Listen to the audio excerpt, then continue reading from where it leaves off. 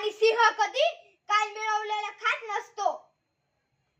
त्यांनी यमाकडून मिळालेलं वैभव जुगारून दिलं आणि विद्यांची विद्या आत्मज्ञान यमाकडे मागितलं.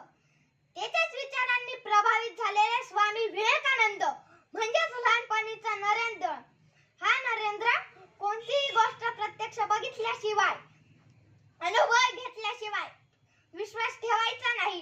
तो म्हणायचा, भूत कुठे आहे, भूत कुठे आहे, पिशाच.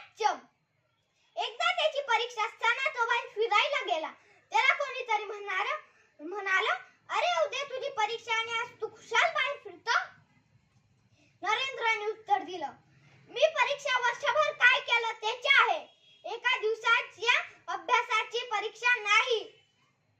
त्याच्यामध्ये लहानपणापासूनच प्रचंड आत्मविश्वास होता. एकदा एका परीक्षेत त्याला 105 प्रश्न विचारले गेले. त्यापैकी ते प्रश्नपत्रिकेवर लिहिलं होतं त्यापैकी 100 सोडवा.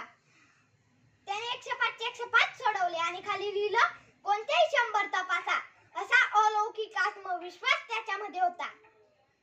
1893 मध्ये अमेरिकेत एक मोठी धर्म परिषद भरली होती.